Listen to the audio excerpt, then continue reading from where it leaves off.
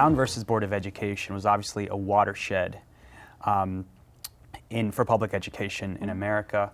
The idea of integration seems so foreign to many people today. It seems like a pipe dream, but many scholars like yourself argue a social and economic and racial integration is the best way to lift up all students. Now, can you talk about that? Because that was what many people fought for at the time. Yeah, I mean, so what I would say is it's the only thing that has worked systemically, right? Racial and economic integration works because it distributes resources. It keeps the wealthy from hoarding all of the resources for themselves. Everything else that we've tried short of that, save a couple of years where we had Black independent schools that were in a lot of urban areas, making great strides in the 70s, late 60s through the late 70s. Save that.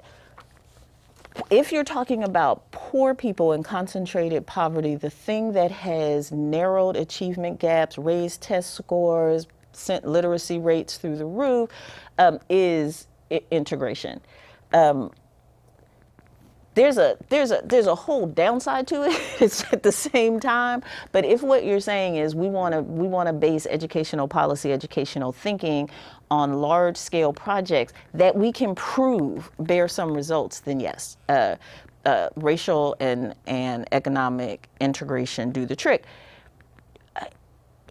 But it is and remains and has always been the site also of great trauma and tension and friction. Just saying that it's so, just saying that it's right, just saying that it's true, has never led the country at large to accept it. One of the largest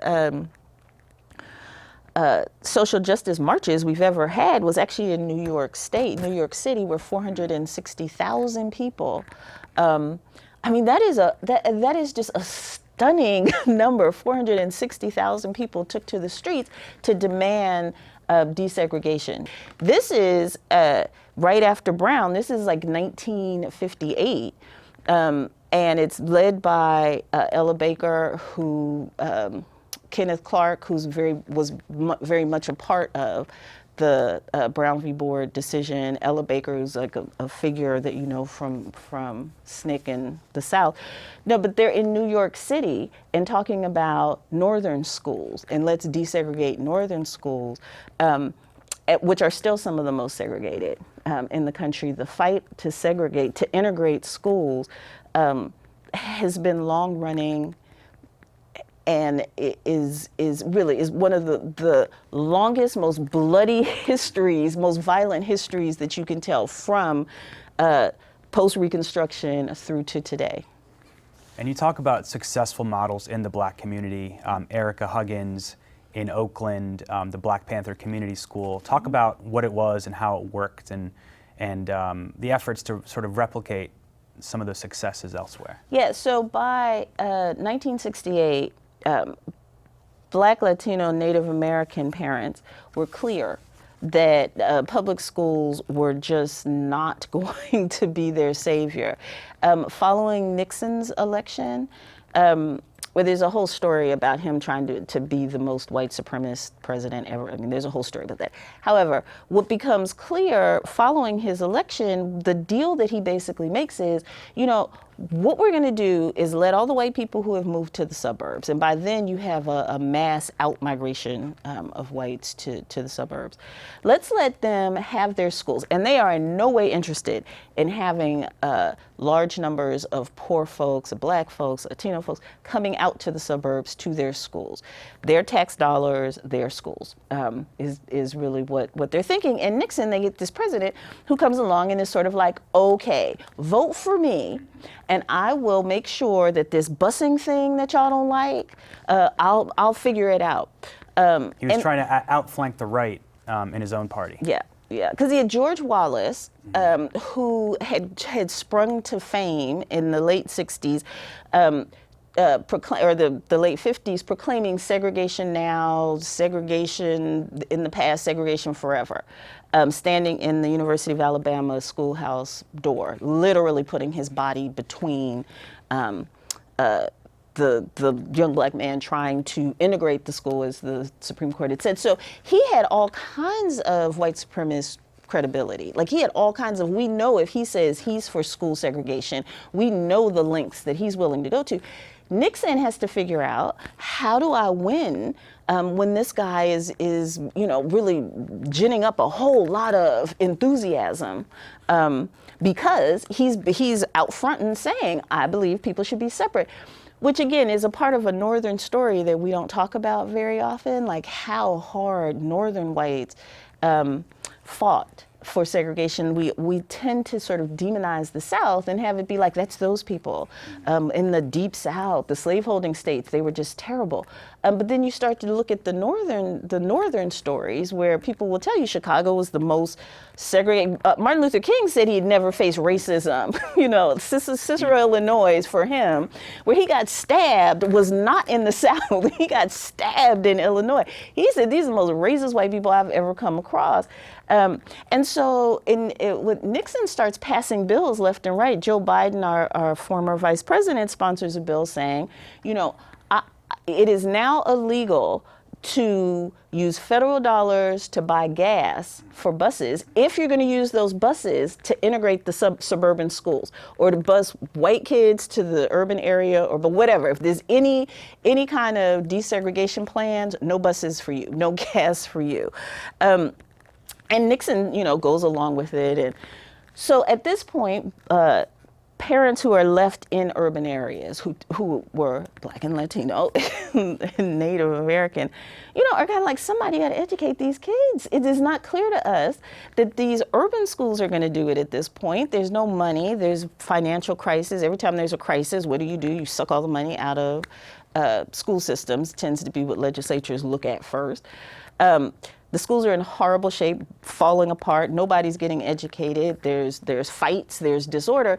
So they start their own schools. And almost every successful story that you have, and there were almost 450 of these Black independent schools, just the Black independent schools. There's about 450 of them, and almost all of them start with, I had to educate my kids. Like, I couldn't let my kid go to these schools. So then I figured, well, why not, start a school and start. And so Erica Huggins is a part of the Black Panthers. She starts the community school. We usually call it the Panther School, is what it's kind of known at, but it was literally called the East Oakland Community School. And she was so far ahead of her time. She's still working in education. She still consults. The school that she put together, she was 23.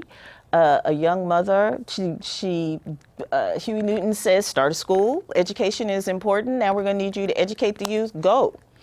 And some of the qualities, or some of the curriculum and just structure of it, was stunning. So things like meditation, when you had kids who were having a hard time concentrating, maybe acting out, all of the students did yoga. All of the students meditated for some period of the day, because she said that will help settle their spirits in a way and make it possible for them to actually, engage with school.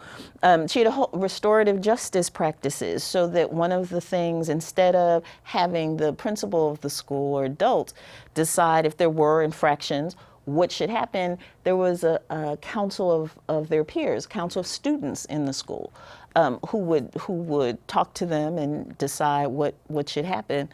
The the groupings were by ability and not by age. So there was none of this, let's just move them along, or not overly focused on what you should know at a certain point, focused on what do you know, and you're in with other people who know that regardless of age. These are all things that people are advocating even today, and these are qualities that you will find in some of the highest performing schools. And Erica Huggins School got commendations regularly from the Oakland School Board for being able to educate kids who public schools consistently said they couldn't educate, that they had to be kicked out, they had to be put in lower performing classes. They had small class sizes. Small class sizes.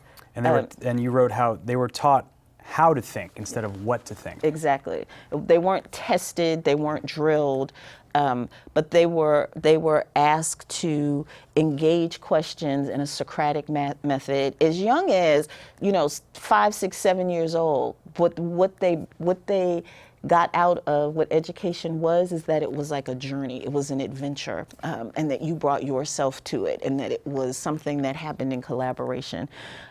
And she fed the kids, and there were doctors. I mean, all of the kids got breakfast and lunch and a snack. As part of the broader Black Panther program. Yes, but the schools, yes, if you were in the school, yeah. You got, which is what actually the free lunch program Nixon ended up stealing, he borrowed it, and because he was like, boy, these Panthers are making a lot of headway because they're feeding the kids, and one of the things that I can do to fight that is if I feed the kids, then the Panthers won't be quite so popular. But there were all, at the time, innovative schooling practices that did very well. Across the country, from her, Marva Collins had a different kind of perspective in philosophy, but she did the same thing. What she said is she wanted the kids who came from the most dysfunctional backgrounds, who had the least support, who needed help the most. That's who she privileged. That's who she asked for. That's not who she would try to figure out how to kick out, she asked for the kids that were struggling the most. And she performed it at such a high level. We had 2 presidents who offered her the position of Secretary of Education because what she was doing in Chicago was so stunning. They were like, come here, come do it for everyone, which she was able to take it to scale no. in Chicago as well. Yeah. It required her presence, however. She was never really able to figure out how to have other people other than her or her kids do it. But if you were at Northside Prep or Westside Prep, she was so successful that the private schools in Chicago made agreements with her that any 8th grader you send us, it only went to 8th grade, so you went somewhere else for high school. Any 8th grader you send us and you tell us can do the work, we will give a full scholarship to, no questions asked.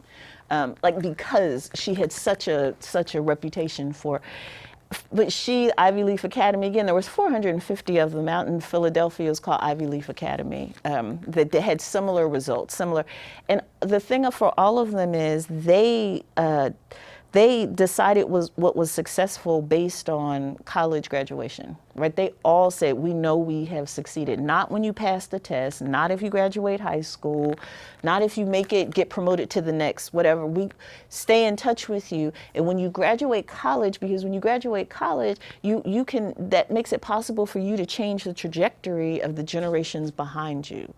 And that's what we think of as the importance of education, and that's when we know we succeeded. We made it possible for you to make that kind of generational innovation.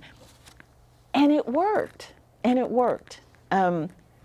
And so the idea that you just can't educate kids to the highest levels without kind of restricting behavior and having only certain kinds of kids, we know it's not true. But these are not people, these are not figures that are central to when we talk about education and when we study the history of education and in ed schools, when they're teaching you how to teach and who the master teachers are. These are not names that come up very often. Which is why part of why I think that this book you've written is so important, because it gives this alternative history of education.